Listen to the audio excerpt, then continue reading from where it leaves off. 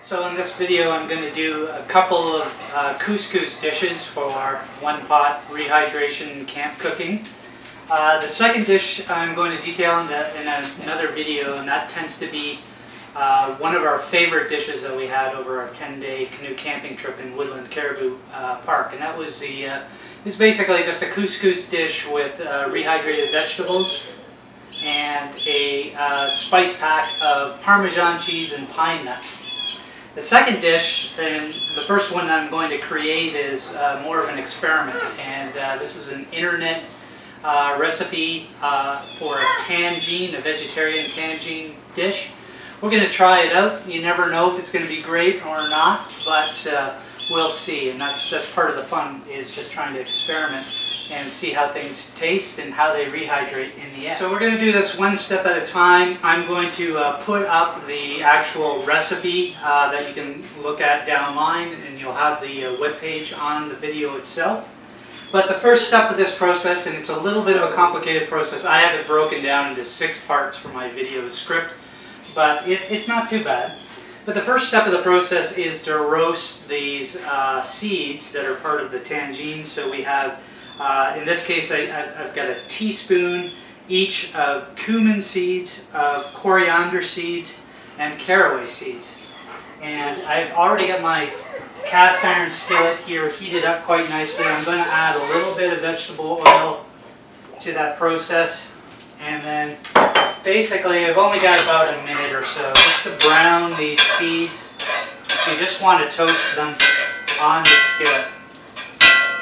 Doesn't take a whole lot of time, but this is going to sort of get that nutty, crunchy flavor. So you can see that starting to smoke a little bit right now, and I can see that the seeds are taking on a bit more of a brownish color to them. I just want to keep stirring that up so I don't get any blackened seeds in the process.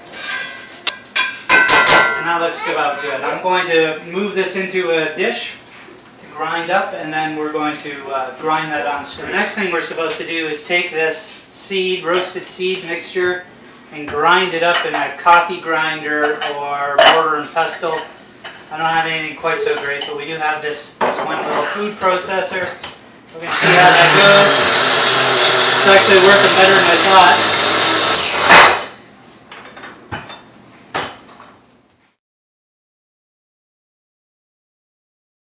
So step 2 in this process is we need to juice 1/2 cup of lemon juice.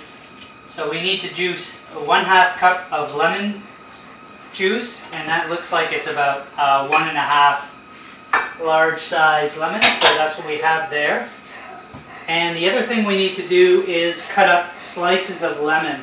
So what I did is I simply cut the ends off my lemon, cut it in half, and then in 1/16 slices, and we're going to render that down. So our next step is to preserve the lemons. So we're just going to use this little sauce pot. We're going to add our lemon juice, 1/2 cup of lemon juice, and then we're going to add our sliced up lemons to this mix. And we're supposed to cook this for about 10 minutes. According to the recipe, you can do this ahead of time and store it for a week or so. But we want to we also have a tablespoon of salt here. We're going to add a little bit of that to the lemons. We're just going to let that stir up, and I'll come back when this is simmering down quite nicely.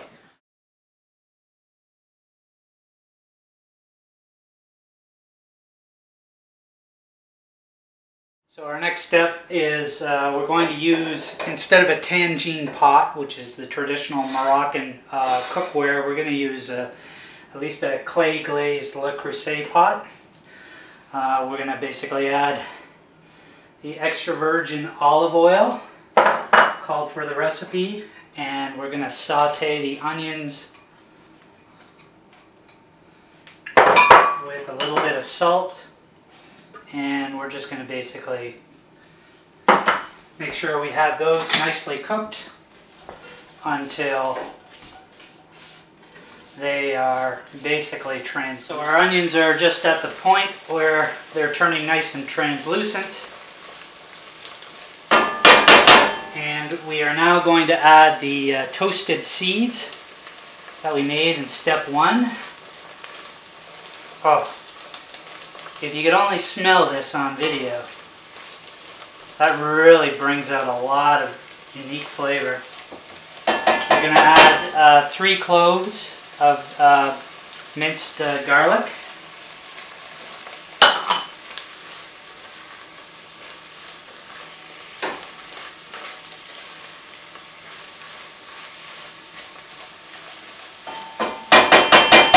And then 1½ tablespoons of tomato paste.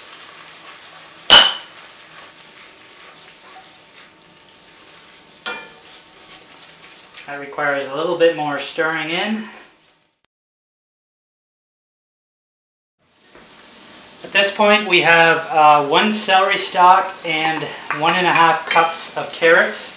Now remember, because this is going to be dehydrated food, it's important that you're fairly consistent on how you chop your veggies. And we're going to let those carrots and the celery heat up for a little bit there. Okay, so these carrots and the celery have been in there a couple of minutes. And now we're going to start adding in the liquid ingredients. So we have 4 cups of water. And I'm going to bring that to a higher heat just to get that water simmering a little bit quicker. I'm going to stir that first. Then we have our root vegetables. So they did call for red skin potato or sweet potatoes, which I didn't think I'd find, and yet I found them. So that's 1½ cups of the red skin potatoes. That's a little bit more generous. 2 cups of your regular sweet potatoes or yams, and 2 medium turnips. And again, because this is for rehydration, I've never rehydrated root vegetables before, so this will be a unique experience. And I've certainly never had something like turnips in a rehydrated meal. So this is going to be some new stuff. So we have that material in. These are the boiled down, rendered down, preserved lemons we made earlier in step 2. We have about 75 grams of diced up sun-dried tomatoes. I've got 1 cut up green zucchini. I just love the way zucchini rehydrates. And 3/4 cups of olives. Make sure the olives are pickled in brine, not in oil. Same with the sun-dried tomatoes. Get the fresh, well, not fresh, but the dried tomatoes in the packaging, not sun-dried tomatoes packaged in oil. So we're going to let that basically come to a simmer. And then typically with tagines you want a slow simmer, and they say to basically leave the lid ajar once it reaches simmer and let that render down. That cooks for about 35 minutes. So as we're letting the tagine simmer, we've got lots of time here, but I'm going to prepare the couscous. And couscous is really the easiest thing to prepare. It's just 1-to-1 chicken broth. Boil the chicken broth and add the same volume of the couscous. So in this case we're going to make an excess of couscous because I want to use it for a couple of different dinners. And we're going to deal with the full box of couscous, which is 750 grams, added to 3/4 of a liter or 750 mils of chicken broth. So you could make, in terms of rehydrating, if you're going to do a multi-pot solution, you could of course always dehydrate your tagine separately from your, and then keep the couscous reserved on the side. The advantage of putting it all together in a 1-pot solution is basically you can create your dinner in one pot. And when you're heating up couscous, it's just a matter of it hits the boiling broth and it's cooked almost instantaneously. With vegetables, rehydrating vegetables, it doesn't take a lot of time to rehydrate them. So that works out pretty good. If you wanted to add meat, and presumably you can get dehydrated chicken breasts or use ground chicken or ground turkey or ground beef, I'd recommend that you dehydrate that separately and rehydrate it separately, because it takes a lot longer to cook the meat. And if you try to do it as a one-pot solution, you're probably going to turn your couscous into mush. So our chicken broth is now coming to a boil, and we're just going to add the rest of our couscous. Take your heat down and just add this in little pours as you're stirring. And you should find that in no time at all, or very little time, you'll get full absorption of the couscous.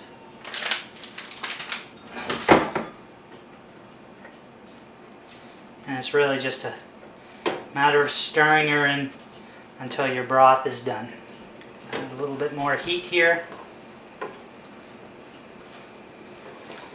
It's almost as easy as cooking mashed potatoes if you haven't done couscous before.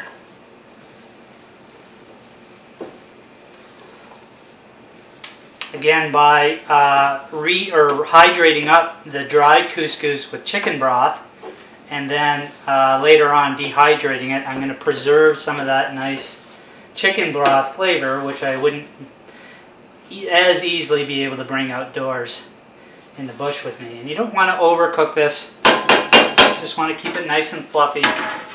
And then I'm going to just basically reserve this in a Tupperware for later use. So we've been cooking this tagine for about 35 minutes or so. Everything is nice and soft. This sauce is getting pretty thick and it is beautiful tasting. There's one final touch to finish this portion of the veggie off, and that is our fresh herbs. So we have about a third a cup of cilantro, a full cup, maybe a cup and a half of fresh parsley, and about a quarter cup of fresh mint. And that's all been pre-chopped up. And we don't want to overcook these herbs, but we want to basically work them into this sauce and get them all extracted. This is going to give that couscous a wonderfully fresh and quite original flavor. Parsley is sort of the secret weapon of my more conventional couscous dish, but I think it really adds a flavor that it just makes everything taste fresh. And when you're in the outdoors, it's such a unique flavor combination. It certainly isn't chili con carne. So we're working that in, and I'm going to present this as a fresh dish, as you would eat it for a normal dinner, which we're going to test out. And then I'm going to integrate the couscous. I'm going to do 1 cup of fresh couscous and 1 cup of the tagine. That's for one person, or 2 cups of couscous, 2 cups of tagine for a 2-person meal. And I haven't tried this on the Rehydration, so we're going to do a test first with just a half cup of couscous, half cup of tagine, and then I'll make a couple of 4-cup meals. Should the test work out and we really like it, then we'll take it camping with us. This is the presentation. Now this is the fresh meal, not the rehydrated meal, but it's quite wonderful. And we have a little bit of a added bonus here, and these are roasted chickpeas. And the recipe actually gives you a way of creating these from canned chickpeas, but I was able to buy these, and they're sort of spicy hot roasted chickpeas, and you just throw those on. Because those chickpeas are already rehydrated, that means I can make a little snack pack, flavor pack, and throw those on when we cook them. Now the difference between the fresh setup and the prepared setup is that I would just drop this onto my cooked couscous. In the Rehydration 1 meal pot solution, I'm going to combine both the couscous and the tagine together and then rehydrate them later. And I'll show you what that looks like in the next moment. So there we have basically the mixed product. So we have our 2 cups of the tagine with the extra sauce added in there, and 2 cups of couscous. So that's 4 cups in total, and that is a full day's dinner for both Becky and I in a camping trip.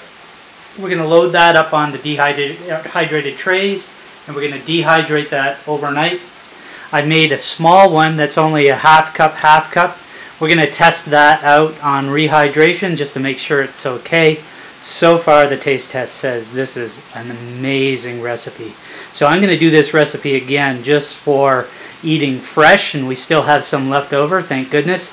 But we'll see how it comes out on Rehydration. So everything is stacked and ready to go. Tomorrow I'll show you the finished product, and we're going to package up in the snack packs some of these roasted, hot and spicy, crunchy chickpeas, and we'll just put those in an extra sandwich bag, and then once we rehydrate that product, we'll add the chickpeas on top just like we do the fresh product. And that's the tagine couscous. It's dried up, and we're going to just package it up. So we're all packed up, and then I'm just going to try out that 1 cup tagine, but these are the 2 packs, and within them I have some extra goodies. So this is a little bit of fresh grated parmesan cheese and those little hot chickpeas, and you basically just add those in after they're cooked for a little bit of flavor. But we have, in this nice medium-sized baggie, we have a full dinner for 2 people. So we got a little bit of boiling water, and as usual with these things, got my dried material in here. Just going to add a little bit of water at a time. So typically when I'm doing full 2 cups, I'll add about a cup of water or so, reserve the rest in my 1 pot, and then slowly add the water in under a simmer condition until you basically get full rehydration. Now I'm not sure how long the sweet potatoes will take to rehydrate, but we'll find out soon enough. We've got it simmering there, and again, you want to have a little bit of extra water at the beginning so there's enough liquid to kind of rehydrate everything, but you don't want to overdo it, because otherwise you'll be trying to boil off your liquid with simmer. So slow and steady is the beast. Remember, this tagine came out a little bit on the saucy side, so we want to sort of duplicate that consistency at the time of eating.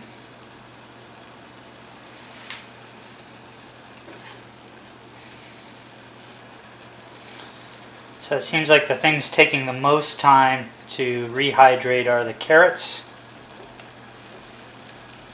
and maybe some of the squash.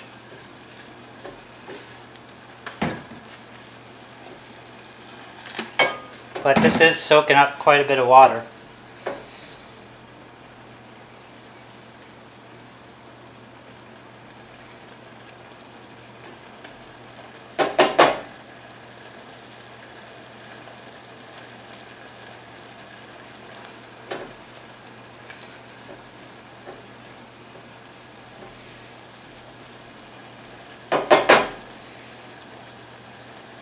So that's just about done there. It's good consistency. can still see the individual grains of the couscous, and we're going to try adding our little condiments and see how that goes. There we go. Basically rehydrated couscous. A little bit of parmesan on top.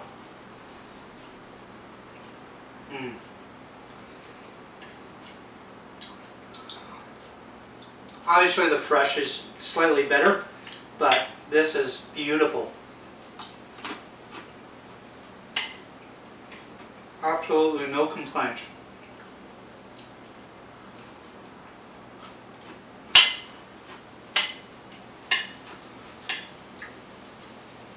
I think more sweet potato and squash is going into the couscous dishes into the future. Really beautiful stuff.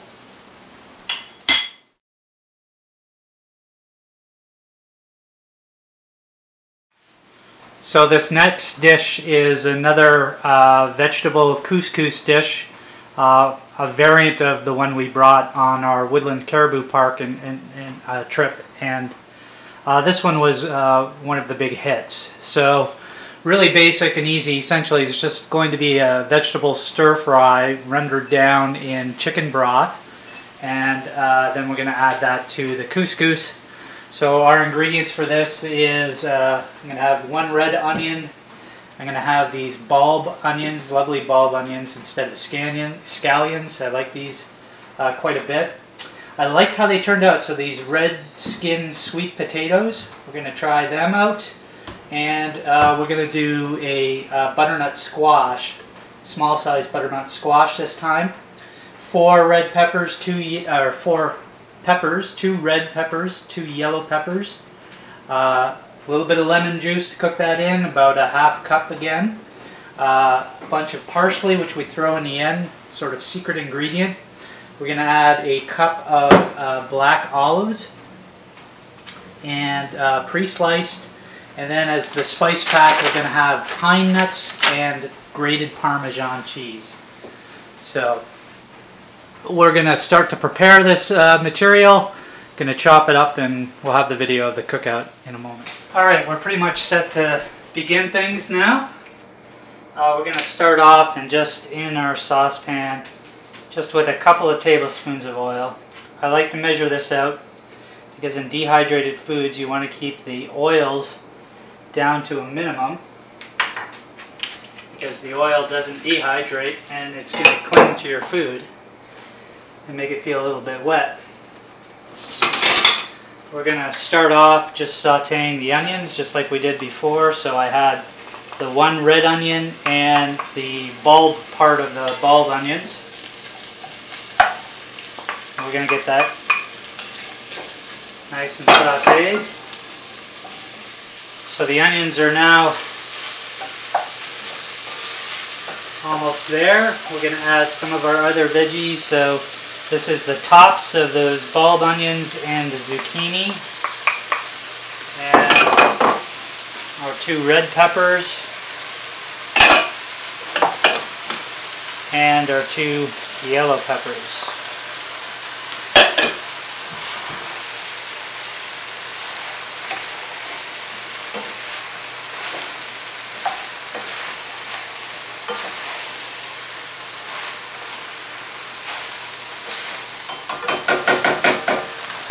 Also going to add our olives, and with the olives I added some of the brine juice because I like that juice that the olives come with.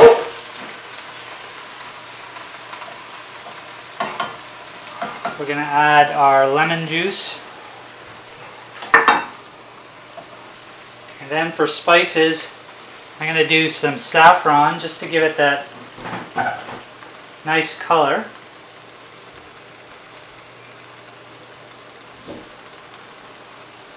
And a little bit of cumin, and we're just going to play this by ear here. Stir that in, and later on if I think I need more I'll add it. And then I'm just going to add some of that sweet potato and the butternut squash. Key here is you want to make sure your squash is chopped up in a consistent fashion so it'll dry nicely. We're basically going to get that up there until we're just about full. That's probably good. It's going to render down. And I'm going to add a liter of chicken broth to cook this in till all those potatoes are done and steam cooked. Actually, I'm going to add a half a liter, see how that works out first. Put my top back on, and I'm just going to let that stew for a while. Let's cook down, and we're just going to add the parsley. I did drain the extra juice from that, and I added a little bit of salt just to taste before draining the juice off. We're going to stir that in.